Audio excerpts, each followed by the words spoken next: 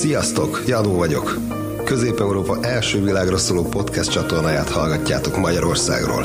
Ez a Budapest.fm. Hi, my name is Ray, and you're listening to the #1 podcast station in Central Europe, Budapest.fm, podcasting to the world from Hungary.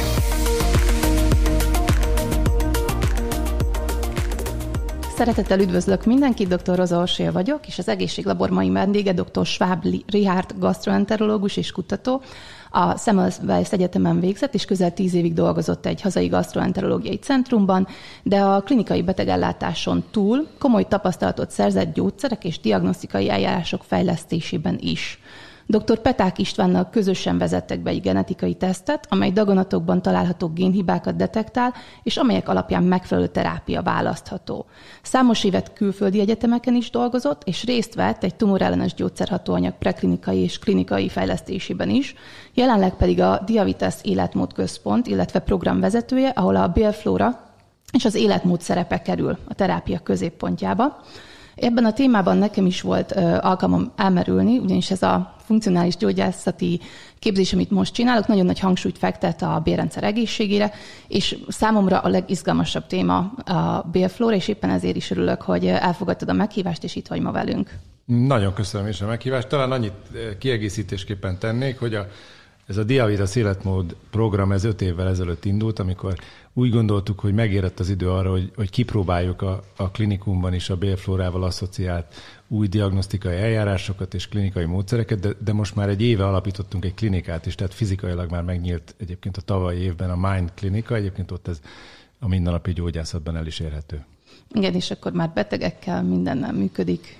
Így, hát előtte is működött, csak az eredeti elképzelés az volt, hogy inkább együttműködünk sok egészségügyi szolgáltatóval, de kiderült, hogy azért ennél tehát elég bonyolult dolog, és nagy tapasztalatot igényel ezeknek a teszteknek az interpretálása. Egyébként az egész világon elég nagy probléma, hogy nagyon sok molekuláris adat jön ki, kezdjük a daganatgyógyászattal, mert az egész érdeklődésünk tulajdonképpen onnan jött még a 90-es években. A Human Genome projektnek az egyik legközvetlenebb lecsatlakozása az a Cancer Genome volt, tehát a rákgenom, és az volt az akkori elképzelésünk is, az ígéret a tudomány részéről, hogy személyre szabottan, célzottan megismerhetjük, hogy mitől nőnek a daganatok, és erre külön célzottan gyógyszereket fogunk tudni választani a betegeknek. Hát akkor ez egy nagyon érdekes kutatási projektnek tűnt.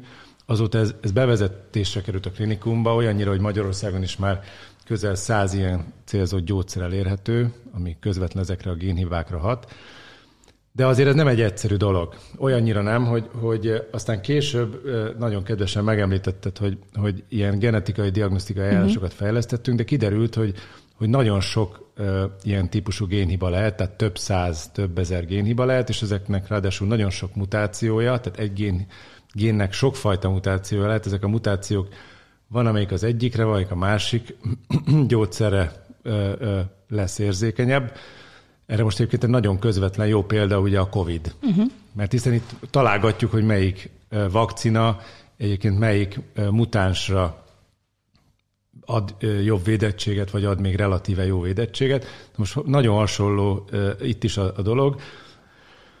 A vakcinák esetében is ugye arról van szó, hogy antigén epitópokra kell csatlakoznia az immunválasznak, tehát az immunrendszerünk reakciójának, és ez attól függően, hogy mely vírus antigénekre alakul ki az immunválasz, és hogyha pont egy új mutáció azt a bizonyos antigén epitópot, tehát az immunrendszert izgatni képes, vagy aktiválni képes részt érinti, akkor annak kicsit más lesz a formája. Tehát akkor kicsit más a formája, akkor az már nem ismeri föl. Most egy gyógyszernél ugyanez a helyzet, csak ott nem picit, szóval ott egy fehérje konformáció változás van. A fehérje harmadlagos szerkezetében van egy változás, lehet, hogy most már itt elvesztettek minket a hallgatók. De a lényeg az, hogy egy nagyon bonyolult dologról van szó, és amikor az ember nem is egy mutáció van, hanem több mutáció van, akkor ezt tényleg az emberi agy nem tudja feldolgozni. De nem csak az expertek agya, hanem egyáltalán ez úgy tűnik, hogy emberi aggyal nehezen felfogható, és ezért erre a komputer algoritmusokat érdemes fejleszteni, picit ahhoz hasonlóan, mint ahogy a Google megtette az nagy internettel, és egy olyan okos döntéstámogató rendszerek fejlesztése nagyon fontosnak tűnt, meg tűnik most is, ami ebben a nagyon nagy adatdzsungelben a segítségünkre tud lenni. Több millió mutációs variáns, és ehhez kapcsolódóan több száz gyógyszer, aztán később majd több ezer gyógyszer közül kell majd kombinációkat kiválasztani. És a lényeg az, hogy mint ahogy sokan talán a hallgatók közül még tudják, mi az az AltaVista, ezt mondtuk régen mindig. Tényleg. Ugye ez a nagyon-nagyon ősrégi internetkereső, amivel beütött az ember kulcsszavakat, és totál random hülyeségek jöttek ki egymás után, és ehhez képest ugye óriási volt a Google, ami egy okos sorrendet tudott állítani a találatokban. Na most ilyen típusú okos sorrendek fejlesztésével foglalkozik most Pistával a közös cégünk elsősorban, mert egyébként maga a genetikai diagnosztika az már generikussá vált, tehát az annyira könnyen elérhető, hogy az szinte 600 génes vizsgálatokat már minden sarkon lehet csinálni, viszont olyan tömegű adat jön ki ebből, amit nem olyan könnyű értelmezni. Na most ide visszatérve a bélflórára, ugye ott is bonyolult a helyzet, több ezerféle baktériumnak a különböző mintázatait kell tudnunk elemezni, úgy ráadásul, hogy 70% ennek a flórának teljesen egyedi. Tehát annyira egyedi, mint az új lenyomatunk. Igen, most egyszer olvastam is, hogy az 54, azt hiszem kb. 80 embert vizsgáltak, és az az 54 törzs, ami mindegyik, tehát leggyakrabban előfordult, a 10 és 2000-szeres közötti volt a változás a mennyiségében. Tehát, hogy... Hát még, igen, ez is egy nagyon nagy probléma, de ugye ez az, amit mondjuk tényleg életmóddal nagyon aktívan lehet befolyásolni, de a másik 70% ez egyszerűen nincs ott. Tehát az annyira egyedi, hogy valakiben van, valakiben meg abszolút nincs. Tehát, hogyha tehát az a koncepció, hogy mi majd szolgáltatunk egy tesztet, és ezt a tesztet majd áruljuk magánklinikákon, most elsődlegesen, mert biztosító még nem téríti, ami egyébként egy normális dolog, hiszen a költséghatékonysági elemzések nem fejeződtek be, de ettől még ezek persze nagyon valid és nagyon jó módszerek. Tehát az a koncepció, és majd mi képezzük az orvosokat, és mi kutatunk, és tulajdonképpen a gyógyítást meg átadjuk, az kiderült, hogy nem annyira működik, mert egy nagyon speciális ilyen komputer algoritmus is kell ehhez, és egyébként az a műhely, ahol ezt legszorosabban tudjuk csinálni, illetve legjobban tudjuk csinálni, ott kell, hogy üljenek velünk a kutatók, és segíteniük kell az interpretációban, érteni kell a klinikusnak egy picit ehhez is, és egy kicsit értenie kell nyilván magának a problémának az orvostudományi megoldásához is, tehát a konvencionális megoldásához is, hiszen nem kerülhetünk abba a helyzetbe, hogy mondjuk egy Crohn-beteg esetében, vagy egy colitis ulcerosa esetében átsiklunk az egyébként törzskönyvvezett és rendkívül hatékony eljárásokon. Tehát ezt a kettőt úgy kell ötvözni, hogy egyrészről ultrakonzervatívan, ami betonbiztosan a páciens számára a legjobb, azt a kezelést mindenképpen megkapja, és ehhez képest válasszunk hozzá úgy egy bélflórában kódolt lehetőséget, ami egyébként ezt az egyébként konvencionális kezelésnek a hatékonyságát és az ezzel kapcsolatos a kezelés melletti életminőségét a betegnek a lehető legjobban tudja javítani. Mondjuk meg gondolom az is nagyon nehéz lett, ugye ez nagyon dinamikusan fejlődő terület. Most pont megnéztem, hogy 2010-ben, hogyha rákerestem, hogy mennyi publikáció volt, ha beírtam, hogy bélflóra kijött mennyi? 86, és 2020-ban ez 6800 volt. Tehát, hogy napról napra annyi cikk és információ jelenik meg, mert mindig úgy csak egy kis részét ismerjük ennek, hogy mi is történik, úgyhogy ezért is gondolom. De ez egy probléma is egyébként, mert túl nagy a zaj.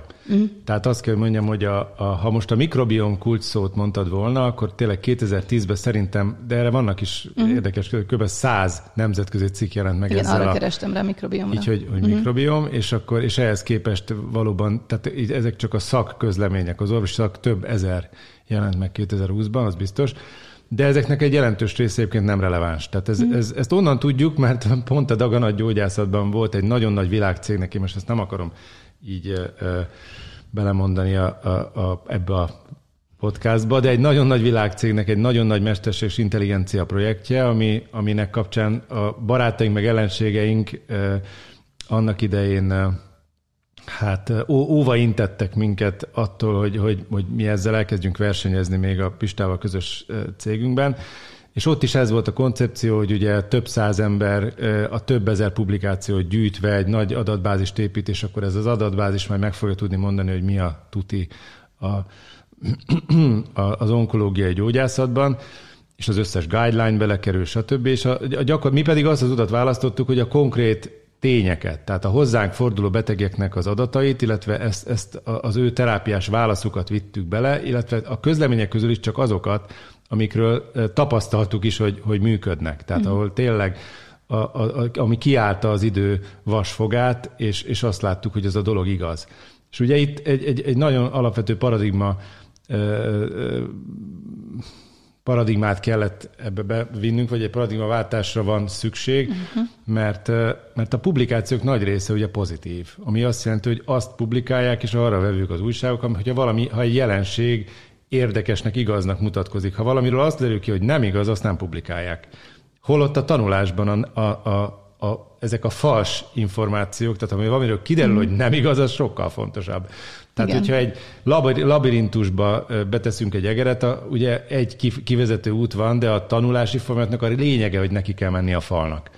És hogyha ezek a tévedések vezetnek el minket végül is a helyes útra, és körülbelül az arány az olyan, hogy 4-5 nemhez, vagy egy 4-5 nem segít hozzá minket egy igenhez. És hogyha a nemeket negligáljuk, akkor egyszerűen sose találjuk meg az igazságot. Igen, úgy azt hiszem, van egy újság, aki elkezdett ilyen nem sikerült kutatások, úgyhogy pont ezeket összegyűjteni. És hát most az is nagyon fontos, hogy a klinikai vizsgálatokban is van egy ilyen paradigmaváltás, hogy kötelezővé teszik a negatív eredmények közlését is, pont azért, hogy kiegyensúlyozottabb legyen a tájékoztatás. De a lényeg az visszatérve ide, hogy ezért nagyon fontos, hogy egy csapaton belül legyenek az információk, és ne publikációkból dolgozzunk, hanem csak azokból a publikációkból, ami a koncepcióba és a gyakorlati betegellátásba és ebbe a tapasztalati körbe belepasszolnak, és erre hadd mondjak egy nagyon egyszerű példát, szerintem mindenki nagyon jól megérti, hogy az egyik legizgalmasabb fejlesztési területe a mikrobiom kutatásnak a személyre szabott probiotikumoknak a kutatása, és ez a kérdése is. Látunk rengeteg nemzetközi publikációt és klinikai vizsgálatot, ahol ezt elkezdték már próbálni, alkalmazni, tehát hogy valamilyen bélflóra komponensek hiányoznak, ezt megpróbálják célzottan visszaadni, és valahogy úgy tűnik, hogy ez a dolog nem működik.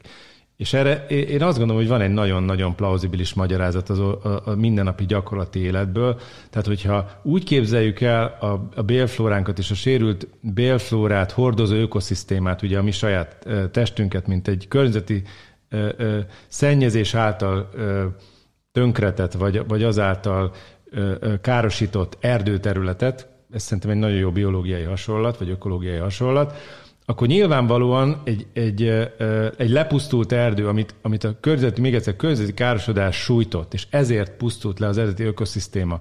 Most egy ilyen helyzetben hiába adjuk vissza a friss magokat, és hiába vettünk újra évről és évre, ismerve a térképet, újra elvetjük azt a magot, ami egyszer már kipusztult. Tehát addig, amíg a szennyezés nem távolítjuk el, addig semmi esély. És ráadásul jó eséllyel viszont egyébként magmaradványok vannak, és ez tényleg konkrétan klinikai tapasztalatokból tudjuk. Tehát, hogyha visszafordítjuk a környezetszennyezést, akkor egyébként szinte teljesen helyreállítható, és vissza is áll magától.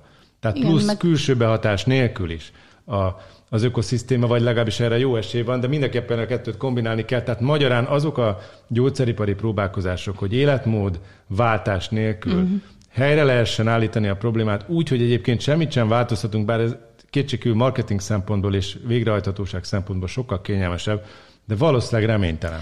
Igen, meg hát ugyebár, hogyha csak ilyen 5-6 baktérium törzset ugye visszaraknak, ugye fontos lenne a diverzitás is. Rengeteg vizsgálat van, ahol kimutatták, például inzulinrezisztenciánál nagyon nagy szerepe van a diverzitásnak, vagy akár itt Covid-nál is nézték, igen, hogy a betegség kimenetele és a bélflóra diverzitása hogy függ össze, tehát hogy tényleg nem csak ezen az egyen múlik. És amúgy én is valahogy ezt a gondolkodásmódot nem szeretem, hogyha van egy betegségem, szeretnék egy tablettát rá, és az életmódra nagyon sokszor így legyintünk, hogy az nehéz, de pont a bélflóra az egy olyan terület, ahol mondjuk, ha nézzük a széklettranszplantációt, ugye szerintem ez egy nagyon, nagyon izgalmas és nagyon jó terület, és nagyon sok lehetőség van benne, csak félő lehet, hogy azt mondja az ember, hogy hát én most nem váltok életmódot, mi van, hogyha akkor kérek egy új bélflórát. De ugye ennek megvannak a veszélyei.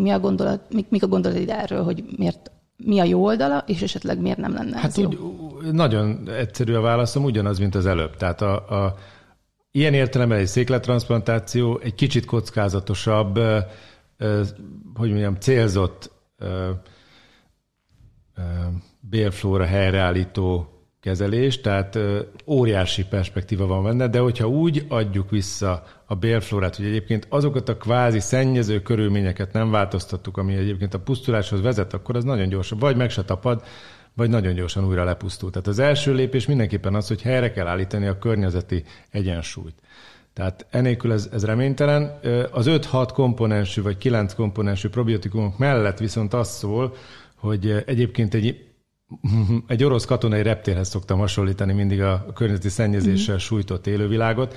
Tehát, hogyha egy ilyen orosz katonai reptérnél az a problémánk, hogy egyébként tele van parlagfűvel, és adott esetben egy ilyen gyulladásos diszbiózis, mint a parlagfű elszaporodás ellen küzdünk, akkor egyébként egy ilyen esetben, ha megszüntettük a környezeti szennyezést, tehát egyébként egy földcserével mondjuk megoldhatóvá válik, hogy normál fauna-flóra teremjen. Első körben, hogyha egyébként befüvesítjük a területet csak azért, hogy addig se tudjon a parlagfű érvényre jutni, vagy dominanciára jutni, és utána szép lassan populáljuk vissza, és alakítjuk vissza, és vonjuk vissza, vagy hogy mondjam, csökkentjük a fűnek a dominanciáját, de a fű, mint betakaró ágens megakadályozza, mondom még egyszer, ezeknek a gyulladás keltő, invazív ágenseknek a térhódítását, akkor ez logikus, mi több nagyon jól működik. Tehát igen. Azt tapasztaljuk a gyógyításban, hogy ez egy rendkívül jó stratégia. Tehát a célzott életmódváltás és a sikeres életmódváltás mellett hosszabb távon, de nem élethossziglan, de nagyon hosszú távon alkalmazott probiotikumok, és emellett a táplálék diverzitás helyreállításával csökkenő, tehát kb. 1 évig kell ezt alkalmazni, és utána csökkenő tendenciával alkalmazott probiotikumok és egyébként segítő, a bélflórának a felnövekedését segítő prebiotikumok mellett konkrétan vissza tudjuk mérni, hogy milyen jól regenerálódni képes a bélflóra. Tehát én azt gondolom, hogy miután a széklettranszplantáció kockázatai beláthatatlanok, pontosan annyira, mint a lehetőségei is, és annyira óriási segítséget jelent, ezért azt gondolom, hogy jelen pillanatban ez a biztonságos eljárás. Azoknál a súlyosabb betegségeknél, ahol egyébként pedig felmerül komolyan ugye mondjuk immunmoduláns és biológiai kezelés, mondjuk az én szakmámat nézem, mint a Crohn-betegség és a colitis ulcerosa, ott pedig megvan ennek a bélflóra segítő kezelésnek a helye, de ez egy kiegészítő kezelés, tehát senki se gondolja azt, hogy egyébként a Crohn-betegeknek a bélflórát kell helyreállítani, mert ott, ahol egyébként a bélflóra helyreállításával tehát teljes gyógyulást lehet elérni, az a páciens sosem volt Crohn-beteg. Tehát látunk ilyeneket, sőt, hadd mondjam el, hogy nekem most az egyik legizgalmasabb szakmai élményem az Molnár Tamás professzorral való együttműködés a Szegedi Egyetemről, ahol már több sikeres közös széklettranszplantációt hajtottunk végre, ami a transzplantációt azt ők végzik, mi az indikáció felállítást és tényleg ilyen ritka betegség kutatást csinálunk, és úgy látszik, hogy van egy kis százaléka a Crohnnak tartott egyébként a konvencionális biológiai terápiára egyébként teljes egészében rezisztens, és ennek kapcsán nagyon sok esetben kolektómia irányába is tolt pácienseknek, ahol egyébként invazív baktériumtörzsek, de ezzel korábban nem azonosított baktériumtörzsekkel való fertőzés okozza a problémát. És ezt a fertőzést lehet azonosítani genetikai módszerekkel, és akkor ebben az esetben ugye egy széklettranszplantáció, ami félreértés ne essék, egy brutális antibiotikus kezeléssel kezdődik, tehát az alapflórának a teljes pusztításával jár, hiszen ott van minden esetben egy kórokozó faj. Magát az eljárást ugye a Clostridium difficile fertőzésre találták ki, és ilyenkor ugye az alap kóros flórát le kell pusztítani, és erre kapja meg az egészséges székletet az illető. Most még mielőtt teljesen esetleg félreértve a szavaimat a gyulladásos bélbetegek hada gondolja azt, hogy őket rosszul kezelik, aki egyébként jól reagál a biológiai terápiára, az biztos, hogy ebben nem érintett, hiszen pont az az értelme ennek, vagy úgy áll össze ez egy képpé, hogy ez egy olyan lassú, kimenetelő, de mégis fertőző történet, ami az immunrendszer visszafogása révén gyakorlatilag hosszabb távon inkább progrediál és inkább rosszabbodik, mint sem klinikai remisszióba kerül. Tehát azt gondolom, hogy ha egy üzenetet el lehet itt mondani, amit persze szakmai körökben hangsúlyozunk elsősorban, és ilyen típusú publikációkat készítünk most elő, hogy mielőtt sebészeti kezelésre kerül sor biológiai terápiára refrakter esetben, akkor ezt biztos, hogy érdemes megvizsgálni, és abban a populációban valószínűleg ennek nagyobb jelentősége lesz. Igen, mondjuk a széklettranszplantációval kapcsolatban múltkor olvastam ugye, hogy milyen egyéb hatásai lehetnek ugye egereken mondjuk, hogyha másfajta székletet viszünk be egy egészséges egérbe és steril egérbe, és most csak egy példának a szorongást is így át lehetett vinni. Ugye igen. Depresszióra is hatás van, és itt fölismerült bennem, hogy ilyen széklettranszplantációk esetén gondolom olyan érdekes mellékhatások is lehetnek esetleg, hogy vagy inzulinrezisztenciára ugye hajlamosíthat egy bizonyos bélfura, hogyha esetleg ilyet ültetnek át, hogy ennek is talán fönnállhat a veszélye. Abszolút. Tehát ennél sokkal, hogy mondjam, a széklettranszplantáció kockázatainál daganatkockázatokat szoktunk említeni, tehát ugye amiről még nagyon keveset tudunk, és tényleg keveset tudunk, az az emberi viriom. Tehát azok a velünk élő vírusok, amelyek szabályozó vírusok, tehát nem a konvencionális patogén vírusok, mint amikhez hozzászoktunk itt a COVID és egyéb dolgok kapcsán, de nagyon keveset tudunk azokról a mikrobiomhoz hasonlóan velünk együtt élő, és egyébként velünk jól együttműködő vírusokról, amelyeknek pont a bélflóra szabályozásában van szerepe. Én azt gondolom, hogy egy óriási információs tárház áll még előttünk, de erről tényleg nem is akarok többet mesélni, mert erről keveset tudunk, de az biztos, hogy vannak ilyen típusú kockázatok is, tehát vannak olyan velünk élő és daganatképzésben szerepet játszó, vagy szerepet játszható vírusok is, amikről keveset tudunk.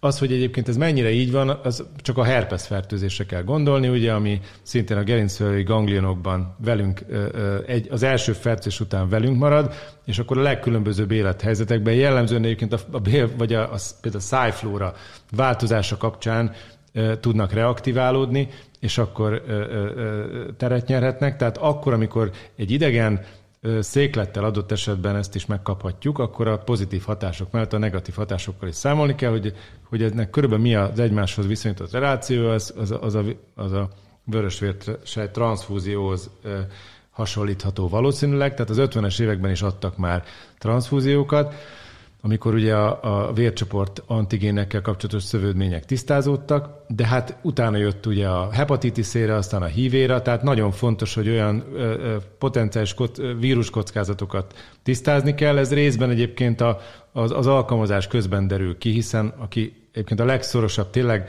életmentő indikációban ezeket megkapja, ezeken a pácienseken aztán folytatunk megfigyeléseket, már nem mi, hanem az orvostudomány. És ebből nagyon sokat fogunk tudni tanulni, és ezeknek a tapasztalatoknak gyűlni kell. Ami nagyon nagy előrelépés az az, hogy jelen pillanatban azt kijelenthetjük, hogy vannak olyan típusú életet veszélyeztető állapotok, amikor kisebb kockázatot jelent bevállalni egy esetleges ilyen típusú vírusfertőzést, mint a közvetlen életet veszélyeztető beavatkozást vagy halált. Ez ilyen például a terápia refrakter, tehát a konvencionális antibiotikus kezelésre nem reagáló Clostridium fertőzés. Nem tudom megállni, hogy ne beszéljek ugye egy mondatot arról, hogy ez miért alakul ki, tehát miért vannak azok a Clostridium fertőzések, ami mindig újra és újra visszatér, és nem tudjuk őket teljesen kiírtani. Na most ennek a magyarázata, mi úgy látjuk, nagyon sok ilyen páciens fordul hozzánk, az magának a protektív bélfának a hiánya. Tehát én most így körülbelül azt tudom kijelenteni, hogyha a diverzitás 90%-kal csökken, igazából akkor alakul ki nagyon komoly kockázata a Clostridium difficile fertőzésnek, és amikor ez bekövetkezik, akkor nem elég egyszerűen csak kiírtani, vagy visszaszorítani akár súlyos antibiotikus kezelésekkel is a Clostridiumot. Ez azért tud visszatérni, mert egyébként a Clostridiumok itt vannak velünk. Tehát ez nem feltétlenül csak azt jelenti, hogy eleve sikertelen volt, hanem a közvetlen környezetből ez rögtön vissza is tud jönni, ha nincs meg a saját protektív flóránk. Tehát ezért tényleg paradigmaváltást jelentett, és óriási áttörést hozott a széklettranszplantáció. Nem olyan régen az Egyesült Államokban volt módom találkozni egy konferencián, és hosszasan beszélgettünk azzal a kutatócsoporttal, illetve annak a vezetőjével, aki az első széklettranszplantáció engedélyezését végigvitte az Egyesült Államokba is.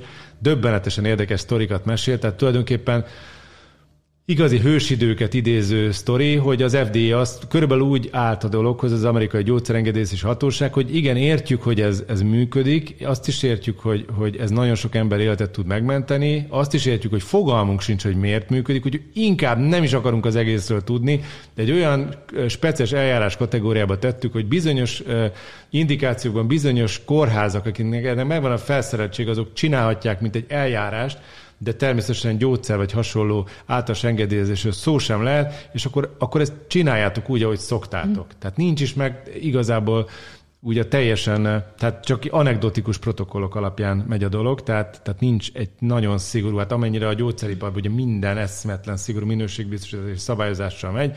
Ha most megkérdezzük hozzánk forduló betegek, megkérdezzük, hogy lesz a donor kérdés, akkor a két válaszunk van. Tessék jó alaposan körülnézni a környezetükben, hogy egyébként van-e olyan családtag, aki egyébként erre alkalmasnak tűnhet, vagy vannak a kórházban már bevált donorok, és akkor a kórházi, és akkor valakit kiválasztunk, és akkor kérdezik, de pontosan akkor hogy fog ez össze meccselni, ugye tehát hogy stimmel majd a kettő, hát azt mondjuk, hogy ez szokott stimmelni. Tehát, hogy ez a gyógyászatban tényleg a hallatlan kategória, de mégis az a szerencsé, hogy pont ezért nagyon működik, mert egyébként a nagyon durván lecsökkent diverzitás esetében ez egy áttörést hozhat, és akkor most még mielőtt tovább menjünk, egy dolgot még hadd mondjak, visszatérve itt a krónos esetekre. Tehát a nagyon nagy áttörés abban van, itt a biológiai terápiára refrakter esetekben, hogy itt is van egy nagyon kis alcsoportja a Crohnnak tűnő betegségnek, azért mondom ezt, hogy Crohnnak tűnő, mert klinikailag teljesen úgy néz ki, mint egy konvencionális Crohn-betegség, de mégsem autoimmun eredetű, és itt is egy nagyon nagy diverzitás csökkenéssel a betegség hátterében, és emellett vannak olyan kitüntetett baktériumfajok, amelyek invazív tulajdonságú, szép lassú romboló gyulladást tudnak csinálni, és most ilyen csúnya orvosi szóval fogok élni, a teljes bélflat érintő ilyen granulomatózus gyulladást szövettani képében egy nagyon típusos gyulladást tudnak kiváltani, és egyébként a TBC is egy ilyen, tehát a TBC is tud az is egy ilyen granulomatózus típusú gyulladást hoz létre, de most nem akarok dobálozni a neveket, de például a fuzobaktériumok is ilyenek, és klinikai megjelenésében egy ilyen típusú gyulladást csinál, és akkor már van közös tapasztalatunk ebben, hogy egy ilyen széklettranszplantációt megelőző antibiotikus kezelés, és utána a széklettranszplantáció egyébként ezt a folyamatot meg tudja törni, és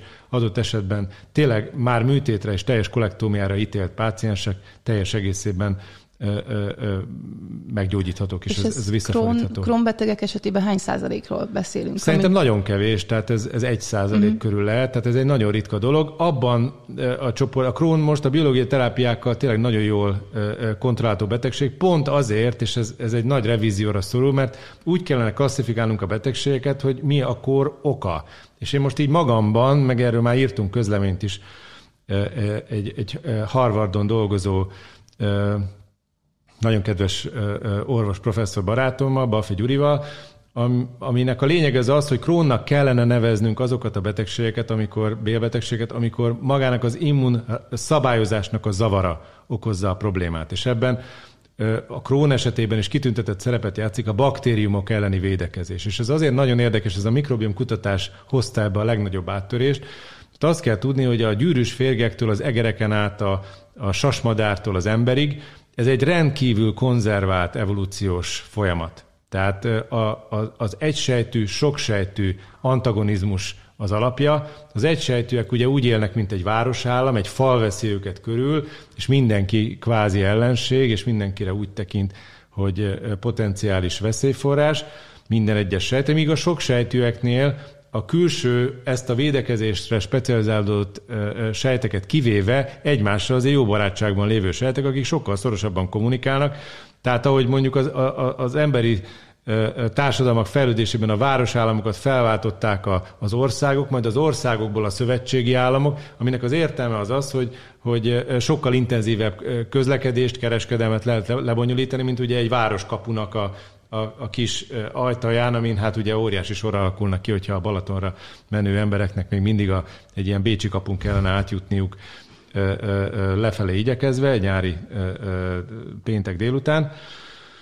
És akkor ezeket a város fal típusú sejtfal komponenseket, hogyha a szövet közötti térbe egy soksejtű meglátja, vagy szóval az immunsejtjei meglátják, akkor azt rögtön idegenként ismerik föl, mert tudják, hogy sejtfal típusú biokémiai struktúrák nálunk nem lehetnek sejten belül, hiszen a soksejtű, az eukarióta sejteknek csak sejt hátjája van. És akkor számtalan ilyen sejt részecske, sejt organellum van, ami az immunrendszert egyébként így veleszületett módon ingerelni tudja, és azért fontos ezt hangsúlyozni, hogy veleszületett módon, mert evolúciósan ez annyira konzervált, hogy még egyszer a gyűrűsférgektől egerek, emberek, madarak, stb., hogy ezt nem kell tanulnia az immunrendszernek. Ez velünk születik ez a képesség, hogy a baktérium antigéneket fel tudjuk ismerni, az immunrendszerünk fel tudja ismerni.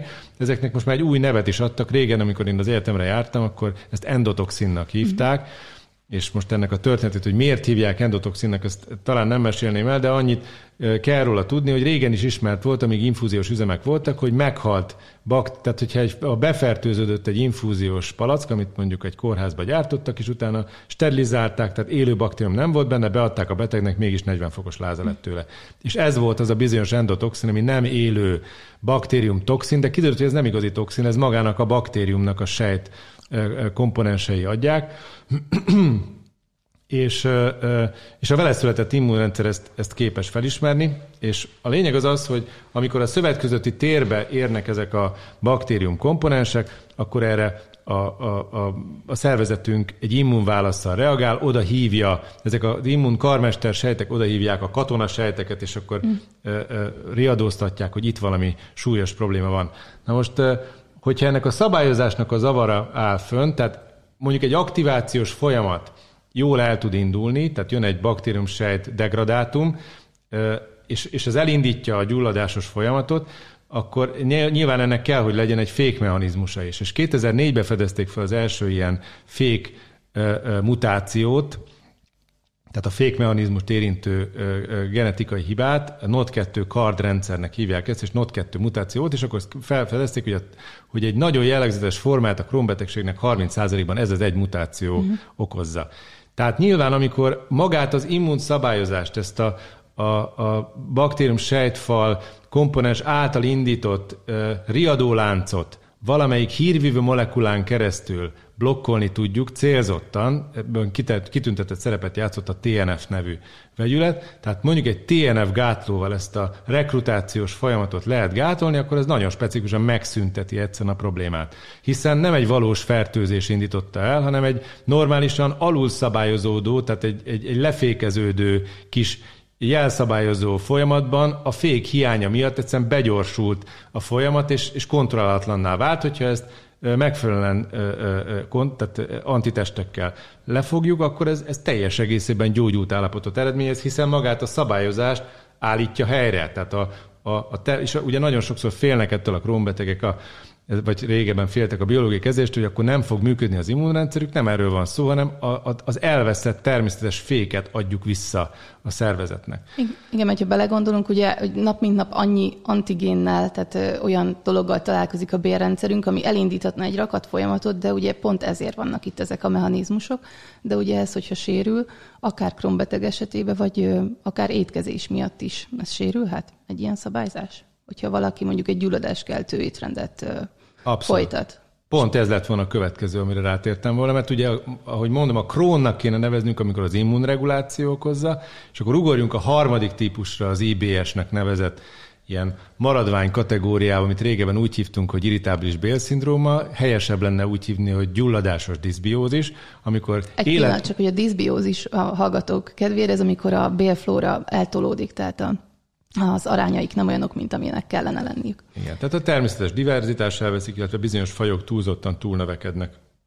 És ismert az a mechanizmus is egyébként, hogy a bélfalban vannak olyan úgynevezett mikrofolt sejtek, ami egyébként sérülésmentesen is, vagy sérülés hiányában is állandóan pásztázzák a bél belső lumenét, és attól függően, hogy milyen antigén mintázat van, erre gyakorlatilag egy potenciális későbbi sérülésre már felkészítik az immunrendszert, hogy milyen esetleges sérülés érhet, és erre már egy előzetes gyulladásos válasz elindul. Minél egyirányúbb ez az antigén eltolódás, tehát minél dominánsabb, idézőben azt mondjuk, hogy gyulladáskeltő fajok vannak, annál inkább él ez a mechanizmus. Valódi veszélyt jelentenek ezek? Egyébként nem. nem jelentenek valódi veszélyt. Bármilyen, tehát nincsenek jó, klasszikus értelemben jó meg rossz bélbaktérium, ez egy nagyon nagy leegyszerűsítés, amit persze mindig használunk mi is a klinikai gyakorlatban, mert az adott egyén szempontjából az éppen rossz, hogy az túl van növekedve, de valójában az a baj, ha bármelyik nagyon túl van növekedve, hiszen egy egyensúlyi állapot lenne, egy olyan vadvirágos rét lenne a természetes állapot, amikor nagyjából egyensúly, tehát tényleg teljes egyensúly, és ehhez képest az úgynevezett, ha nagyon azok a baktériumok növekednének túl, amelyek most a nyugati típusú életmóddal típusosan nagyon-nagyon alacsony szinten vannak, az se lenne jó. Az is egy gyulladásos jelenséget hozhatna magával. Tehát alapvetően magának az egyensúlynak a helyreállítása a legfontosabb, tehát magyarán, ha kamillával helyettesítjük a vadvirágos rétet, sem teszünk jót, bár kétségkívül kevesebb ember lesz allergiás a kamillára, mint a parlagfűre. Tehát a parlagfű az egy veszélyesebb típusú diszbiózis, ilyen értelemben, mint a kamilla, de van aki a kamillára érzékeny, tehát az sem veszélytelen. Az a veszélytelen, hogyha ha nagyon kis mennyiségben van mindegyik. Igen, mert úgy nagyon érdekes látni azt, hogy különböző betegségek esetén ugye már látják, hogy mik azok a mintázatok, hogy az arányok vannak eltolva. Tehát úgy, ahogy mondtad, ott vannak ugyanúgy, csak mondjuk elhízás esetén máshogy vannak eltolódva, mint autizmus esetén. Abszolút. Úgyhogy ezek ezért is lehetnek nagyon ugye érdekesek, és ugye beszéltünk arról, hogy gyulladáskeltő étrend és nyugati típusú étrend. Mit értünk ez alatt? Hát még most ne haragudj, még muszáj visszamennem egy másodperc az előző példához, hogy befejezzük azt a gondolatot.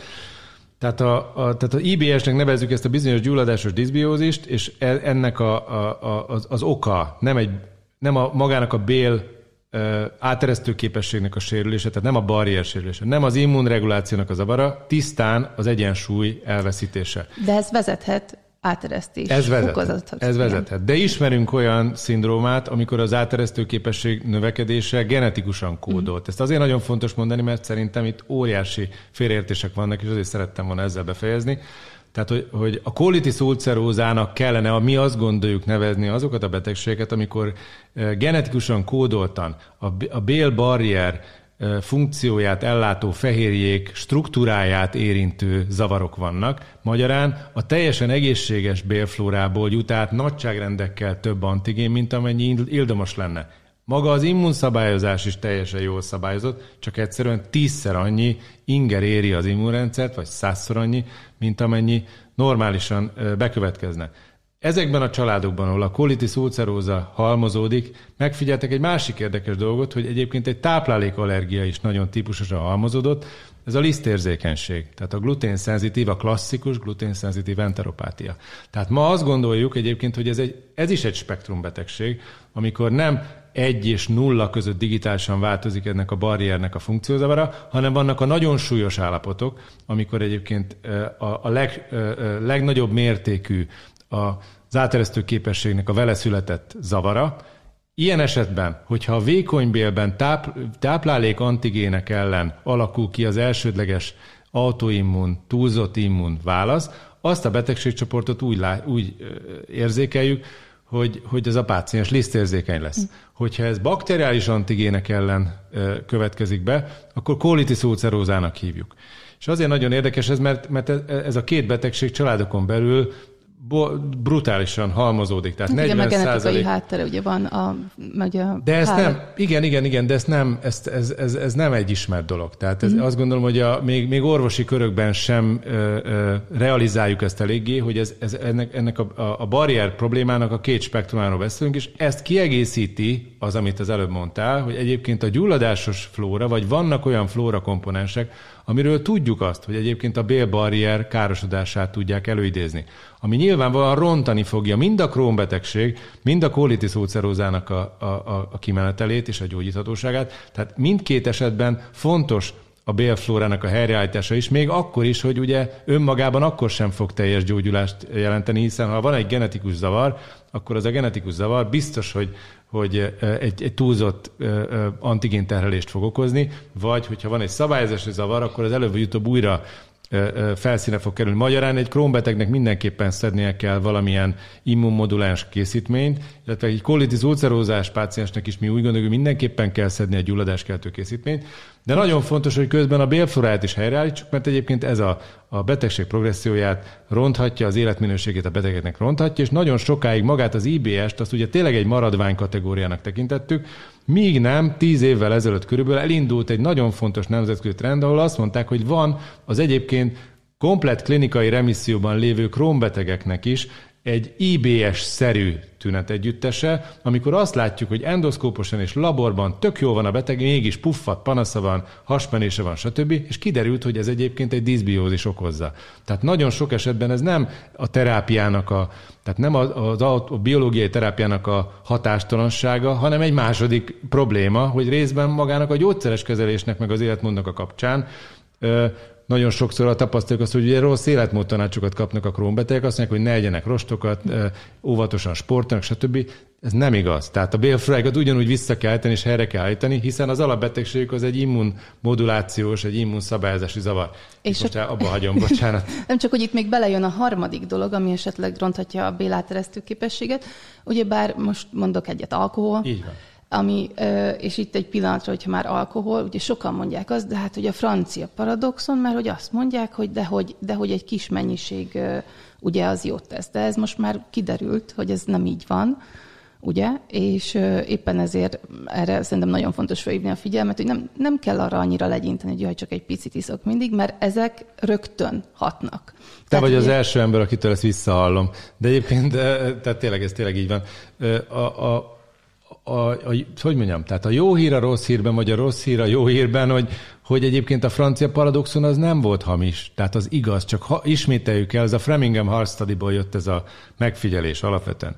Ismételjük el, hogy mi volt az eredeti megfigyelés. Az arról szólt, hogy elhízott, hipertóniás, dohányzó, alkoholizáló betegek kockázatait összehasonlították Franciaországban és Angliában. És azt találták, hogy a franciáknál kisebb a kockázat. Magyarán, ha az ember elhízott, dohányzik, nem sportol, össze-vissza étkezik, és alkoholizál, akkor inkább vörösbort igyon, mint viszkit. Ez igaz? Igen, ez igaz. Igen. De azt is tudjuk, hogy ez konkrétan inkább az alkohol koncentrációval függ össze, és valószínűleg sokkal inkább azzal függött össze, hogy a barrierkárosító hatása az erősebb alkoholoknak erősebb. Tehát magyarán, ha valaki a helytelen életmódja mellett kisebb koncentráció alkoholt iszik, az kevésbé probléma, mint ha nagy koncentrációt iszik. Ha azzal hasonlítjuk össze, hogy nem iszik egyáltalán, akkor persze a nem ivás az sokkal jobb, mint a keveset ivás. És ehhez képest, hogyha azért ő még mozog is, meg nem kövér, meg az meg még jobb. Tehát gyakorlatilag egy nagyon torzított információ volt, de persze marketing szempontból ez egy óriási bomba volt, hogy szabad egy pohár vörösbort inni, és az milyen jó, és mindenki tapasztalt, hogy úristen, mennyire jó hazamenni, és akkor meginni egy pohár vörösbort. Sőt, egyébként az is kiderült, hogy egyébként önmagában egy pohár vörösbornak is van ténylegesen az érelmeszesedést gátló hatása függetlenül mindentől. Ez egy ilyen 1-2% hatás, 2-3%, tehát 5%-nál kisebb protektív hatása van. A probléma az, hogy ez egyébként egy 30%-os daganat kockázat növekedéssel társul. Tehát biztos, hogy nem éri meg esténként egy pohár vörösbort inni, tehát ez senkinek sem javasolható.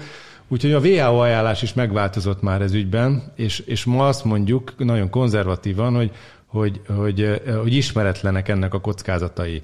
Tehát, hogy nem biztonságos az alkoholnak semmilyen dózisban a fogyasztása, ami megint nem jelenti azt, hogy nem lehet nagypapának 95 évesen teljesen panaszmentes úgy, hogy minden nap megivott egy páleszt, hiszen pont az előző barrier példára visszakapcsolva, ugye nem egyforma cipzár struktúrákat öröklünk, amely a bélhámsejtek közötti áteresztő képességet szabályozza. Tehát aki egy nagyon-nagyon jó minőségű Goratex cipzárt örökölt a szüleitől, arra kevésbé lesz káros hatással egy pohár alkohol, mint valaki, aki egyébként is inkább egy ilyen lisztérzékenyebb, kolitis ulcerozás, puffadósabb családból jön, ott eleve egy nagyobb barrier kockázat van, hogyha arra ráiszik, az egy nagyobb probléma.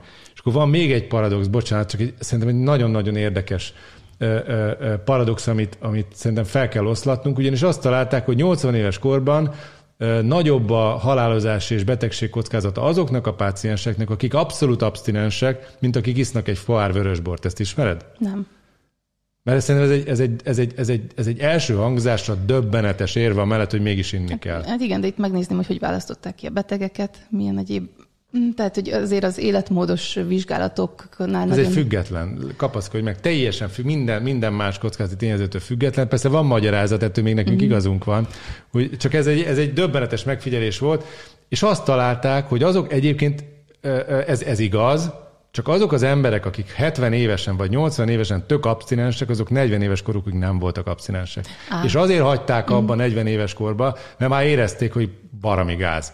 Tehát már konkrétan elindultak a tüneteik, a másodlagos, a fáradékonyságtól, alvászavaron keresztül, és intuitíve rájöttek, hogy abba kell hagyni, és egyébként ennek köszönhetően éltek 80 éves korukig, és nem haltak meg 65 éves korukban, most ez nagyon nagy leegyszerűsítés, vagy 70 éves korukban, de mégis, tehát ez ahhoz kötődik, hogy egyébként részben az, hogy korábban fogyasztottak alkoholt, részben, hogy egyébként az ilyen típusú barrier terheltségük ennek a populációnak, aki tök abstinens 80 évesen, az egyszerűen nagyobb. Igen, ezért kell amúgy vigyázni, amikor az ember csak a konklúziót olvassa el a cikkbe.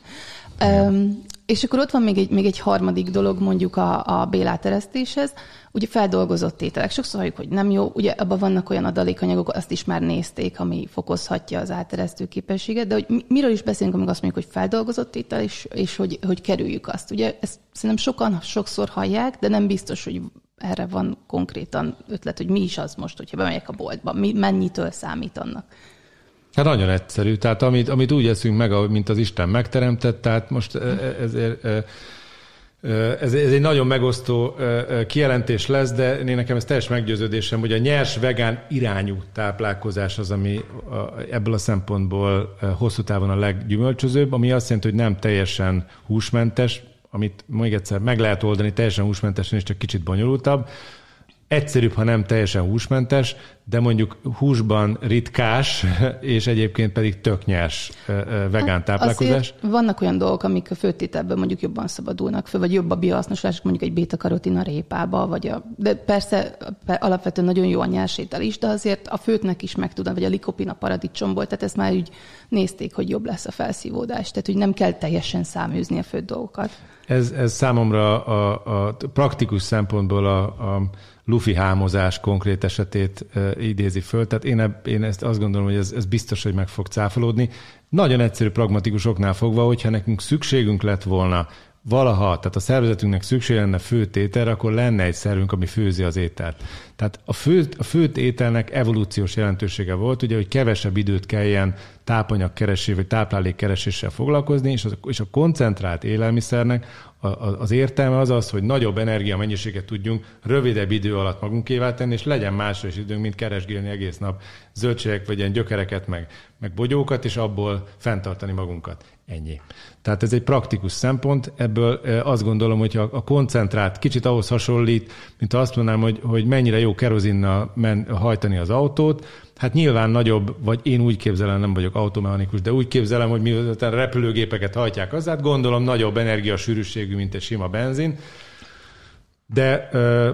de nyilván szétégeti a motort, tehát hogy nem arra találták ki. Tehát itt ugyanez a helyzet, tehát hogyha egy értelmes egyensúlyt találunk, magyarán annyira koncentráltan tesszük az étkezésünket, hogy azért ez végrehajtható legyen napközben, az segíti a mindennapokat, és hogy mondjam, azt gondolom, hogy egy olyan kompromisszumot kell találni, ami élhetővé teszi az életet, mert egyszerűen azt ne felejtsük el, hogy a nyers dolgoknak az emésztése és a megrágása is nagyon jelentős energiát emészt. Amúgy a rágás szerintem nagyon alulbecsülik, és én erről csak egy pillanatra szeretnék kitérni, mert ugyebár amikor rágunk, akkor már elindul az emésztési folyamat is. A mai világban, amikor mindenki rohan, és csak gyors bekap valamit, nincs ideje a szervezetnek elindulnia, elkezdeni azokat az emésztő dolgokat, kiválasztani, ami amúgy utána hatással lesz a bélflórára is, mert nem mindegy, hogy mennyire lesz savas az, amit utána leküldünk, és a többi. Tehát, hogy... Hát meg fárasztó. Most gondoljunk el, hogyha egy frankon mondjuk egy ilyen valaki tegyen maga elé mondjuk 1,5 kiló répát, ha annyi répát kell megenni, amitől jól lakunk, az egy komoly meló, tehát ott effektíve rágóizomlázunk lesz egy ponton, meg megunjuk a rágást. Tehát egyszerűen Én nagy ló buzi vagyok, és a lovaknál van egy nagyon fontos ilyen típusú megfigyelés, hogy a tápanyag sűrűsége az adott ételnek, vagy hát szóval abraknak, amit adunk a lónak, az nagyon szoros harmóniában kell, hogy legyen a munkaterhelésével. És hogyha akár meg a hőterhelésével, tehát hogyha nem olyan hőterhelés éri a lovat, mondjuk fűtött istálóban van mondjuk télen, és nincs rendszeresen mozgatva, akkor egyszerűen nem szabad nagyobb energiasűrűségű tápanyagot adni neki, tehát mondjuk melasszal kevert, vagy kukoricával kevert zabot, mert az túl azon, hogy szétrúgja az istálót rövid távon, hosszabb távon kólikázni fog. Tehát effektíve gyomor- és bérrendszeri panaszai lesznek, ami persze nem következik be egy versenylónál, aki ezt lemozogja. Most ez nagyon, a podcast pont nem alkalmas arra szerintem, hogy ennek a biokémiai hátterét megbeszéljük, mert ez kellenek ábrák, de ez tényleg biokémiai folyamatokban teljesen kódolva van. Tehát visszatérve az emberi táplálkozásra, én azt gondolom, hogy a legjobb az egész nap nassolás, tehát én nekem az irodámban úgy van berendezve a hűtő is, hogy tele van mindig zöldséggel, gyümölccsel, és akkor ezt kiegészítve gyakorlatilag, tehát tényleg konkrétan 2 beteg között szoktam mindig pomelóból, meg avokádóból, meg répából, stb. Egy kis nassolást csinálni, aztán utána jön a következő, és akkor így szép lassan, hogyha az ember így építi fel a napját, akkor gyakorlatilag nem ér soha, és mindig reggelivel indulok el, stb. És ebben nyilvánvalóan, amikor plusz energiát ad le az ember sportolásra, stb., akkor lehet több energiát még bevinni, tehát koncentráltabban táplálkozni, sült húsételt, vagy akár bármilyen más főtételt enni, ami nyilván egyszerűbb elfogyasztani, nagyobb energiasűrűsége jár, préselt olajok, stb., de az egészség szempontjából is akkor, amikor a bélflóra és a barrier helyreállításáról beszélünk, akkor általában az egyértelmű irány, hogy nyers vegán irányú táplálkozást kell javasolni. Azért mielőtt azt gondolják a hallgatók, hogy jó egész nap úgymond nassolni, azt ugye fontos kiemelni, hogy azért a bélflórának is kell idő pihenni. Ezt is nézték, hogy nekik is van egy cirkadián ritmusuk. Abszolút. Tehát, hogy ugyanúgy, mint ahogy mi dolgozunk 8 órát, és utána pihenünk, nekik is szükség van a pihenésre. Igen. Tehát nem tudom, hogy meddig folytatod az egész napos nassolást. Hát én most nem akarnám magamat mindenképpen példaként hozni, hogy én mit csinálok. Ha azt nézzük, hogy egyébként a panaszokat mi szünteti meg, mert szerintem mindenkinek a saját életében úgy kell az egyensúlyt megtalálni, hogy az egy élhető élet legyen. Tehát a maga szempontjából, hogyha itt puffat panaszai vannak, akkor arra megvan a megoldás. Ha valaki meg egyébként jól el van, és nincs jelentős testsúly fölösleges, és rendszeresen mozog, akkor meg csinálja azt, ami neki tetszik. Tehát én nem hiszek ebbe a diéta fasizmusban, hogy akkor most mindenkinek mondjuk meg, hogy mit kell csinálni, hát amivel jól érzi magát. Nyilvánvalóan itt most olyan páciensek fordulnak hozzánk, és most olyan páciensekhez beszélünk, akinek valami problémája van. Tehát ebben az esetben biztos, hogy tehát mondjuk a súlyfölösleg vonatkozásában is, vagy táplálék, intoleranciák, allergiák vonatkozásában ez a pihentető stratégia, az intermittent fasting az biztos, hogy egy fantasztikus újdonság, és a gyakorlatban nagyon-nagyon jól működő és nagyon jól bevált dolog. Nem olyan könnyű megcsinálni. Tehát itt szociálisan vannak kódolva azok a dolgok, és azok a családok, ahol az esti vacsorához leülés az a pont, amikor a család összejön, eszméletlen meló ezt megfordítani.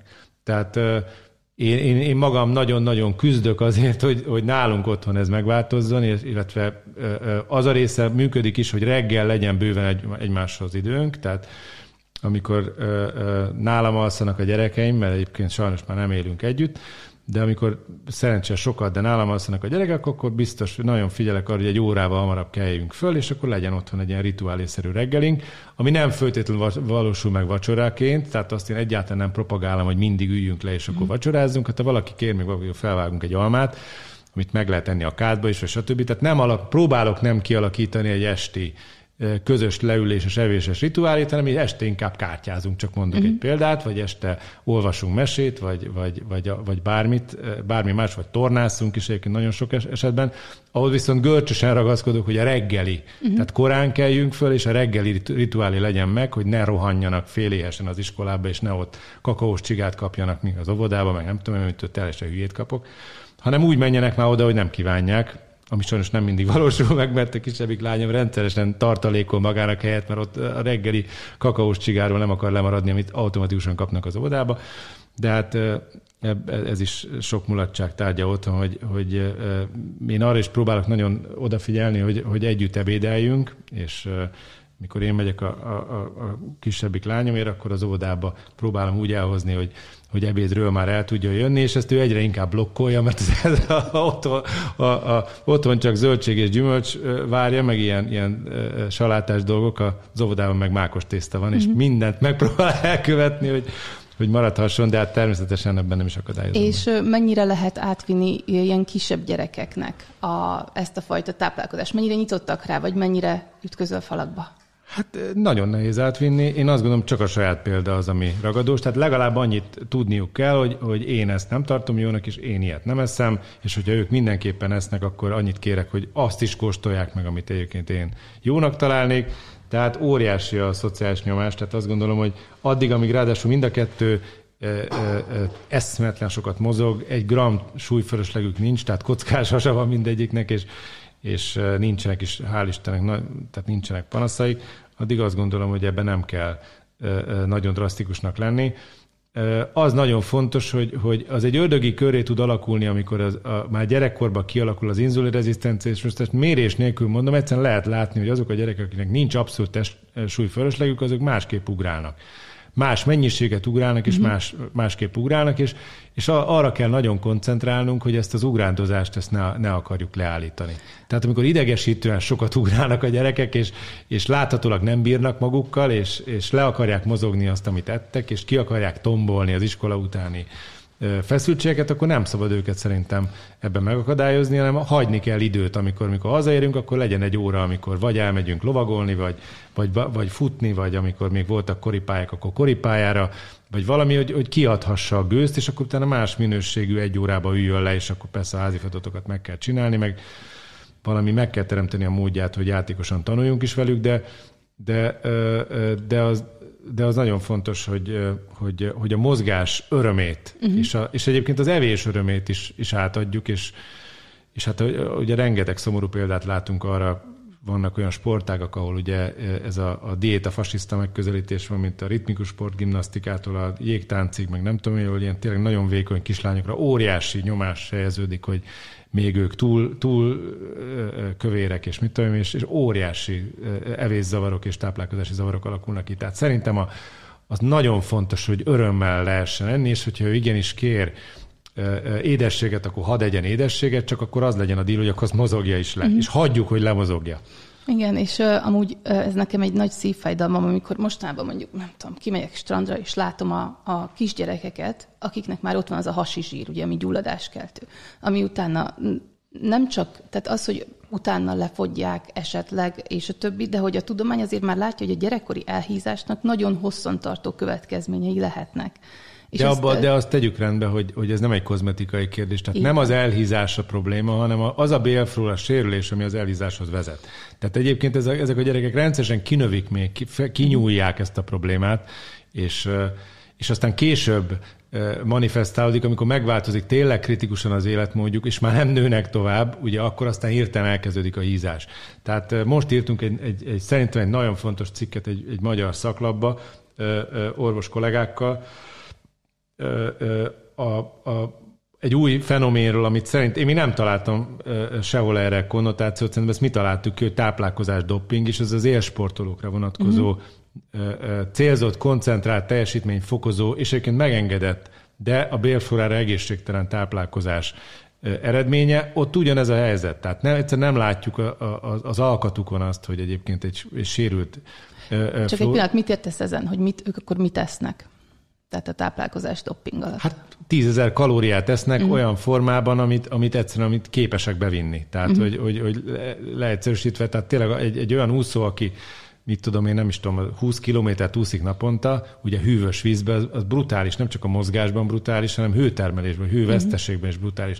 Tehát olyan mennyiséget kell megennie ez, amit egyszerűen gyakorlatilag nem maradna ideje úszni, hogyha azt egészséges táplálékokkal vinné be. Tehát eszméletlen koncentrált tápanyagokkal tudja ezt bevinni, és egy olyan specializált bélfloor alakul ki, ami ezt a hihetetlen nagy energiafelvételt és leadást támogatni tudja, és ebből a szempontból ott az egyébként a teljesítményt akár segítőnek tűnő flóra is, csak az a baj, hogy ez is gyulladásokat kelt, és egyébként rövid távon sportsérüléseket, hosszú távon meg Alzheimert és elhízást és diabéteszt fog okozni, tehát ezt így egymás között a puskásöcsi effektusnak hívjuk. Ugye őnek is ilyen jó-jószerű testtömeg problémái voltak. Hát abban az időben nyilván, most nem is akarok belemenni, hogy milyen táplálkozási anomáliák voltak a háborútól kezdve minden, amit hát ugye nem láttunk, amíg nagyon jó sportot, mert leszaladta, és ilyen probléma nem volt. De aztán később ugye nagyon szomorú vége lett. Tehát gyakorlatilag a gyerekeknél is, most visszatérve ide, itt is ez a fenomén van, tehát hogy nem föltétlenül látjuk a növekedés mellett azt, hogy egyébként olyan bélfloor sérülés van. Amikor ezt már gyerekkorban hízás formában látjuk, az egy felnőttre vetítve, az egy brutális elhízás. Tehát hiszen sokkal gyorsabb a metabolizmusuk és a növekedéshez kötött energiafelvételük, mint egy felnőttnek. Tehát azt gondolom, hogy erre nagyon-nagyon oda kell figyelni, és ott ez nem csak egy kozmetikai kérdés, tehát nem arról van szó, hogy oké, kicsit visszafogjuk a táplálkozást, tehát majd ki fogja nyúlni, és akkor elmúlik a testtömeg fölöslege. Nem, ott már egy olyan bélfloor sérülés van, amit önmagában kell kezelni, és ezt a bélfloor sérülést kell helyreállítani. És ez tök jól helyreállítható táplálkozással, csak trükkösen, játékosan bele kell vinni olyan dolgokat, ami egyébként ezt lehetővé teszi. És ez a helyreállítás, gondolom, amikor kapsz egy szikletvizsgálat eredményt, akkor ugye végignézed, hogy mi az, ami el van tolódva, és a többi, és akkor te személyre szabottan egy étrendet írsz föl, nem tudom, dolgozol-e dietetikussal, vagy ez hogy működik nálatok? Az első része az, ami a legkritikusabb, tehát én magam, ugye, ahogy az bevezetőben mondtam, tehát ez annyira bonyolult dolog, hogy nyilván én se tudom ezt átlátni. Tehát van egy munkacsoportunk, akik csak az interpretációval foglalkoznak, és én már egy olyan feldolgozott leletet kapok, ahol ki van irodalmazva, és a mi eddigi tapasztalatunkból ki van gyűjtve a problémás bélflóra komponenseknek az aránya, meg a problémás fajok. És ebből a szempontból van egy leegyszerűsített modellünk, hogy egy 9-es mátrixban gyakorlatilag, hogy a diszbiózis mértéke egészséges, tehát hogy jó, tehát nincs diszbiózisa valakinek, középsúlyos vagy súlyos, és a diverzitása megfelelő, középsúlyos vagy súlyos csökkenés mutat. És ebből a 9-es mátrixban megnézzük, akkor ugye pont 9 pont van, és erre a 9 pontra van egy ebből a szempontból személyre szabott stratégia, amit követni kell. Tehát itt most mondok egy egyszerű dolgot, tehát a középsúlyosnál nagyobb bélfloor sérülésnél, ami nagyjából az 50%-os diverzitás csökkenés, az alatt tényleg nem szabad antibiotikumot kapnia már a páciensnek, tehát ott közvetlenül olyan mértékű további romlást, még a rövidtávú tüneti javulás mellett is olyan romlás következik be, amit nem szabad kockáztatni, tehát egy sokkal lassabb, tervezettebb változás. Akinek ennél jobb, ott adott esetben még egy ismerten a bélflát jó irányba ható, fel nem szívódó antibiotikum alkalmazása is abszolút szóba jön, és a klinikai gyakorlatunknak a része. Akkor ugyanígy a probiotikumok alkalmazása, hogyha 50%-nál jobb a diverzitás, akkor csak átmenetileg szabad alkalmazni, mert egyébként hosszú távon csökkenti a diverzitást. Hogyha annál lejjebb van, akkor viszont hosszabb távon kell adni, hogy mondtam az előbb a füves példánál, mert hiszen az elsődleges célunk a parlagfüvesedésnek az elkerülése, és egy év alatt az vissza fog populálódni, és az fogja gátolni a normál flórának a felépülését, és ott viszont nagyon fontos, hogy hosszú távon kell adni a probiotikumot. Ugyanígy a diszbiózisnál vannak bizonyos fajok, ami külön megközelítést igényel, különösen akkor, amikor alacsony diverzitás és mondjuk fuzobakterium diszbiózis van, az mondjuk egyértelmű indikációja annak, hogy széklettranszplantációra kerül egy beteg, megint 0,5%-ról, 0,1%-áról beszélünk a betegeknek. Tehát magyarán egy ilyen algoritmusunk van, ami tulajdonképpen megalázóan primitív, tényleg azt tudom mondani, hogy egyáltalán nem bonyolult, csak mégis ahhoz viszont bonyolult, hogy valaki mondjuk ezt a 9 lehetőséget úgy, hogy egy lehetőséget 6-8 hónapig kell csinálni ahhoz, hogy ez effektív legyen. Tehát 9x6 hónapot kéne kipróbálni, mire kiderülne a diagnosztika nélkül, hogy akkor most melyiket is kell alkalmazni. Tehát ilyen értelemben nem annyira bonyolult, csak mégis az útelágazódásoknál, hogyha ezt így vesszük, mint hogy 9 útelágazásba el kell menni a pilisbe, és nincs kitáblázva, akkor nagyon el lehet tévedni. És mondjuk diabétesz, ez egy ugye valóban népbetegség, én is gyógyszertárban látom, beteg bejön, 50% esély van arra, hogy ő cukorgyógyszerért fog jönni, és nagyon sokszor igyekszem beszélgetni a beteggel, és picit fölvillantani a lehetőséget, hogy ez nem feltétlenül van így örökre, hogy ezen lehet változtatni. Abszolút. És nem igazán hiszik el. Tehát, hogy én úgy érzem, hogy jelenleg ez úgy zajlik, hogyha valaki, rossz a cukrom, akkor most már életem végig ezt szedem, aztán lehet, hogy egy idő után inzulinos leszek, és valahogy ez a mindset, vagy gondolkodásmód van, amit nagyon szeretnék én kizökkenteni, és nálad ezért kérdés, hogy volt-e olyan beteg, ahol mondjuk akár egy inzulint el tudtál hagyatni, egy 2-es típusú diabéteszet. Ez rutinszerű.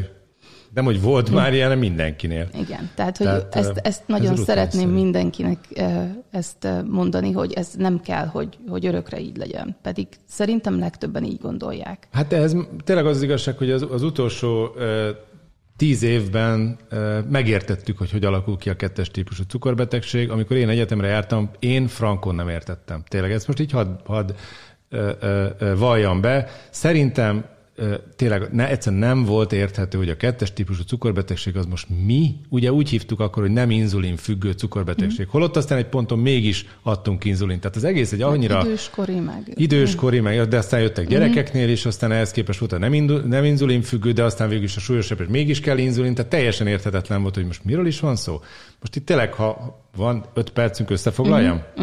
Szerintem ez egy kulcs dolog. Tehát arról van szó, hogy a bélflóra változásával kialakulnak olyan, főleg a lachnospira rendbe tartozó, vagy a családba tartozó baktériumokból túlnövekedés, amelyek egy bizonyos propionát nevű rövid szénláncú zsírsavat termelnek. Hogy megértsük, hogy mi ez a propionát, olyan, mint egy koleszterin. Tökre nem olyan, mint a koleszterin, csak fogjuk úgy föl egy zsírsav. Tehát, ahogy ahhoz már hozzászoktunk, hogy a magas koleszterin szint az probléma, nem mérjük a magas propionát szintet, de az egy sokkal nagyobb probléma. Tehát, hogyha magas propionát szint van, akkor az a vázizmokban kiderült, hogy egy olyan fehérjét aktivál, ez bejut a vázizomba, van egy vázizmon belüli receptora, tehát ott ez a propionát döbbenetes módon a vázizmon belül egy jelátviteli folyamatot tud indítani, és aktivál egy mTOR-C1 nevű fehérjét. Ez 2018-ban írta le a világ egyik legnagyobb biokémiai szaklapja, a Cell című újság, vagy ilyen molekuláris biológiai biokémiai.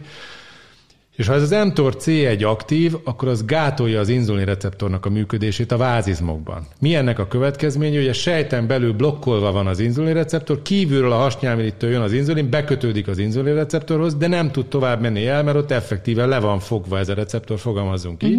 Tehát minél több inzulinreceptor van lefoglalva, annál több inzulin jön úgy a vázizomhoz, ami gyakorlatilag hatástalan. Mit csinál a vázizom? Könyörög az inzulinért, hiszen anélkül nem tud cukrot fölvenni. Ugye a vázizom az egyik olyan szövet az emberi szervezetben, egyébként a döntő többsége ilyen a szöveteknek, az agy és a szív kivételével, aminek a cukorfelvétele inzulin függő. Tehát, de a vázizmokban ez egy nagyon fontos dolog. Tehát küld a hasnyálmirigynek egy jelet, hogy srácok, küldjetek még inzulint, mert éhezem. Hát egyszerűen éhezem. Mit ér ez a cukorbeteg, vagy az inzulin? Ez fáradékony. Hát tökre nincs kedve elmenni sportolni, összeesik, olyan fáradt. Ez azért van, mert gyakorlatilag éhezik a vázizom rendszer, és akkor a hasnyálmirigy a normál inzulin mennyiségnek a sokszorosát kezdi termelni, hogy mondjunk konkrét számokat, az EOMI egy egészséges, sportoló, egészségesen táplálkozó embernek, sokszor jönnek úgy hölgyek hozzánk, egyébként sovány, vagy a sovány alkatú hölgyek, hogy esetleg inzulinrezisztensek, onnan tudjuk, hogy ennek mennyi a normál értéke. Ilyen esetben csinálunk egy cukorterelést, és azt lehet látni, hogy mondjuk 2-3-as inzulin szintről fölmegy mondjuk 6-8-10-re a cukorral indukálható inzulin mennyiség. Amúgy ezért is nagyon fontos lenne az inzulin nézni minden cukorterhelésnél. Szerintem ezt sokkal hamarabb lehet jelezni, legalább egy 5-10 évvel, és ez szerintem amúgy egy hiba. Szerinted, hát ez egy szakmai guideline, tehát ezt így kell csinálni. Tehát ez abszolút. De nagyon sokszor nem nézik, tehát hogy csinálnak, csak a cukrot nézik. Hát meg csak egy pontban, mert ugye 120 percnél. Tehát 5 pontos ilyen terhelést kell csinálni, erre sincs egyébként nemzetközi konszenzus, de tényleg erre van egy 5 éves, hogy mondjam, nálunk bevett rutin, és több ezer betegen vagyunk túl így vizsgálaton, sőt ebből több száz beteg klinikai vizsgálaton, tehát ez egy nagyon-nagyon jó mérőszáma az inzulin érzékenységnek. Nem kell szerintem a klinikai gyakorlatban nem kell ennél bonyolultabb eljárás, és azt látjuk, hogy ugye a hasnyálmirigy, ha ez az inzulin rezisztencia fönnáll, akkor nem 10-20, egyébként a klinikai normál értéke 25 az inzulinnak, nem 25 mennyiségű nemzetszövetségi inzulin termel, hanem mondjuk 50-et, 80-at, 100-at, 150-et, 200-at, 300-at, több mint 300. Most mi ennek a következménye? A többi szervek, jelesül mondjuk pont a zsírsejtekben. A zsírsejteknek a cukorfelvételét és ezen keresztül aztán a zsírsav tárolását pedig hihetetlen módon elősegíti ez. Tehát miközben a vázizmok éheznek, ugye ezek a hihetetlen magas inzulinszintek, egyébként EOMI, meg aztán főleg indukált inzulinszintek viszont egyik oldalról ugye a zsírsejtekben tárolást idéznek elő, másrészt pedig egy állandó éhségérzetet és koncentrációs zavart, mert ahogy mondtam, az agy az kizárólagos glukózfelhasználó. Tehát ilyen értelemben, amikor annyira magas az inzulinszint, ami az aktuális vércukrot mind elpakolja ugye a zsírsejtek irányába, és közben a vázizmok pedig ténylegesen éheznek, az egy állandó falási kényszert eredményez, és ugye így is működik a dolog. Tehát a bacik ezt azért csinálják, mert így szelektálódtak ki, hogy megkapják a számukra legjobb tápanyagot, a cukrot és a finomított szénhidrátokat. És ezt erre akartam pont kitérni, hogy ugye itt arra kell gondolni, hogy miért is magas a propionát. Ugye ez mindaz, amit beviszünk. Tehát végeredményben maga a gyökér ok, az továbbra is a táplálkozás lesz. Az a táplálkozás lesz, és akkor ennek az a következménye, hogy ugye hosszú távon kiismerül a bétasejt, tehát a hasnyálmirigy bétasejtjei nem bírják ezt a hihetetlen terhelést, ahhoz lehet ezt hasonlítani, hogy az autónknak az alapjáratát 4500-as fordulatra tennénk, és ehhez képest mindig 10 000-ig kéne nyomni, hogyha fel akarunk menni a lejtőn, hát kiégne a motor. Na pont ugyanezt történik a bétasejtekkel is, és akkor azt lehet látni, hogy először még ezekkel a hihetetlen magas inzulinszintekkel nem csak, hogy kontrollálni tudja a vércukorértéket, hanem ilyen lecsapó görbéket lehet látni. Ez az első fázisa, vagy talán második, mert az első maga a flóraváltozás és a propionátszint növekedés. A második fázis, amikor lecsapóvá válik a vércukorgörbe. Akkor a harmadik fázis, amikor már nem tudja lecsapóvá tenni, hanem a vércukor is elkezd emelkedni, és akkor azt lehet látni, hogy az EHOMI és a 120 perces érték még jó a vércukornál, de köztesen már vannak ilyen 10 fölötti értékek, aztán 11 fölötti értékek, ami azért érdekes, mert 11 fölötti cukorterhelés értékeket már fizikai, manifest 2-es típusú diabétesznek is hívunk. És ilyenkor egyébként már kisebb általában az inzulinszint, tehát ezzel általában már nincs 300-as, csak olyan 200-150-es inzulinszinteket látunk legfőjebb. Van, hogy még ennél is kevesebb, de ez azért van, mert már nem bírja a hasnyálmirigy. Tehát, hogyha 250 lenne, akkor még mindig 10 alatt lenne az indukált cukor is, de amikor már látjuk, hogy 11-es az lejjebb megy, és akkor utána a következő lépés az még nem tud 100-at se termelni, csak 50-et, tehát az inzulin szint már úgy tűnik, hogy az már teljesen rendben van, holott nem erről van szó, hanem az inzulin rezisztencia mellett a hasnyálmirigy már nem bírja, és akkor már nem tér vissza a normál. Tehát akkor felmegy 11-12-re, és úgy is marad, és aztán, hogyha még lejjebb megy az inzulin termelési képesség, akkor már az EHOMI cukor is följebb megy. Tehát ez egy spektrum, aminek a korai elváltozását, tehát az utolsó fázis az, amikor valakinek az EHOMI cukra még jó. Igen, és az, hogy itt kapják el általában, amikor már sokkal hamarabb el lehetne. Vagy a terhelésnél, a cukorterhelésnél számtalan beteg mondja azt, hogy jó, hát igen, felment a cukrom, de visszajött. Tehát ez még nem igazi probléma. Tehát igen, amúgy ezért nagyon csodálatos a szervezet, mert mindig próbál kompenzálni, és évekig nyomja, és egyszer csak, amikor már föladja, az, amikor látjuk és érezzük. És még csak annyira akartam kitérni, hogy várjunk egy pillanat, csak nézem közben az időt is, mert tudom, hogy a doktor úrnak is van dolga. Igen, hogy így a végére akkor egy olyan kérdést, van egy szokásos, amit szoktam kérdezni, de előtte, hogy esetleg egy sikertörténet, ami esetleg közel áll a szívéhez, és tényleg olyan volt, ami nagyon nagy változást eredményezett mondjuk egy életmóddal is. Hát sok sikersztori van, tehát az egyik legnagyobb, legizgalmasabb dolog azért ez a Crohn-beteg volt, aki tényleg kolektómia előtt, tehát egy nagy vastabil eltávolító műtét előtt jött hozzánk, és akkor megtaláltuk ezt a bizonyos Fusobacterium dysbiosис, és akkor Molnár Tamásékkal megkapta a transplantációt, elkerülhető volt a műtét, és egyébként ő ténylegesen Crohn-beteg volt mellette, tehát kapja tovább az immunszupressziót, és teljes komplet remisszióban, úgy, hogy előtte 10 évig tényleg egyik szertől kezdve, egyiktől ment a másikra, és gyakorlatilag megfoghatatlanul súlyos betegsége volt. Meg hát rengeteg olyan páciensünk van tényleg, aki talán az első páciens is annak idején, ő még a sajtóba is került, szerintem 2015 lehetett körülbelül egy házaspár volt, akik egyébként, mint utóbb kiderült, ez egy különleges dolog volt, mert a hölgy, mint utóbb kiderült, még nyugdíjas kora előtt szakács volt. Tehát, hogy amiket elmondtunk neki elveket, azt tökéletesen meg tudta valósítani, és mindketten elhízottak voltak. Az úriembernek abban az időben talán 100 egység inzulint kapott, és azzal is teljesen beállíthatatlan volt a vércukra, 10 féle gyógyszert szedett, tényleg altatótól a szorongásoldókig minden, és teljesen szét volt csúszva minden, és akkor hát egy nagyon nagy feladat volt rávenni őket 70 évesen, hogy naponta menjenek el úszni, és egy év alatt gyakorlatilag nem is az a lényeg, hogy leadtak 20 kilót, és hogy az úriember az összes gyógyszerét egy kivételével el tudta hagyni, az inzulintól kezdve mindent, és a hemoglobin A1C szinttől kezdve minden helyreállt. Tehát rengeteg ilyen történetünk van. Puffadásos, van olyan páciensünk, aki tényleg korábban az utcára nem tudott kimenni, tehát konkrétan szintén idős hölgy volt, aki a széklet inkontinencia miatt már pelenkát hordott évek óta, tehát tényleg tönkretette az életét, és gyakorlatilag teljes egészében helyre tudtuk ezt hozni. Ezt a hasmenést, ezt az IBS. Vannak olyan formái az IBS-nek, ami egyébként borzalmasan megkeseríti az emberek életét. Miközben hozzá kell tenni, én ezt most rögben mondom, hogy egyébként a gasztroenterikus társadalomon belül az IBS-sel kapcsolatos kezelések, kutatások és az egész IBS téma az egy nagyon súlyosan lenézett dolog. Tehát igazából a fancy dolgok azok az endoszkópiához kötődő újdonságok és az operatív endoszkópia, stb. De ez egy olyan szerintem óriási tömegeket érintő. Tehát Magyarországon ez a diabétesz és az irritábilis bélszindróma az biztos, hogy több millió embert érint, minimum 2 millió embert érint, és hipertóniáról nem is beszélve. Tehát azt gondolom, hogy ez ennek a társadalmi jelentősége az egészen hatalmas.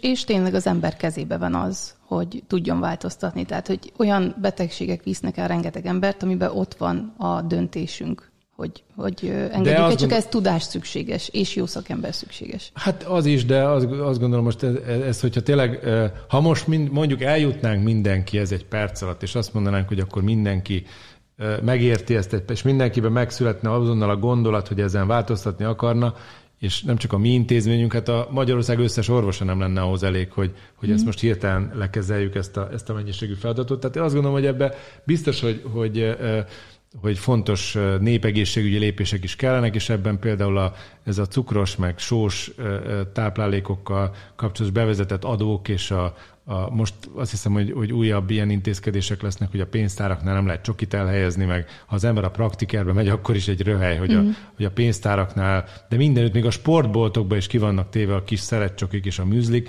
Tehát azt gondolom, hogy ez ha valami, akkor ez ugyanúgy nemzeti dohányboltok hálózatába kellene, hogy kerüljön, és fizikailag szerintem ezeket az ilyen bizonyítottan egészségkárosító snackeket egyszerűen nem szabadna benzinkutakon árulni, és ebben támogatni kellene, ebben a választásban támogatni kellene a hétköznapi embereket, akik nem feltétlenül vannak annak tudatában tényleg, hogy mit művelnek magukkal. Igen, így van. Hát nagyon szépen köszönöm, hogy itt voltál, és nagyon sok mindenről beszéltünk, és még nagyon sok mindenről lehetne. Úgyhogy remélem, hogy egyszer még majd újra vendégül láthatlak. Nagyon szívesen. Szerintem biztosuk a hallgatókat arra, hogyha vannak egyébként még olyan kérdések, amit ez elindított, tényleg azt gondolom, hogy még legalább egy komplett adásnyi nagyon sok érdekes dolog simán van, amiről beszélhetnénk, de most az időben ennyi fér bele, és nagyon köszönöm ezt a kellemes környezetet a Budapest FM-nél és a meghívást. Nagyon, nagyon köszönöm én is, hogy itt voltál, és akkor jó egészséget kívánok minden hallgatóknak, és találkozunk nem sokára.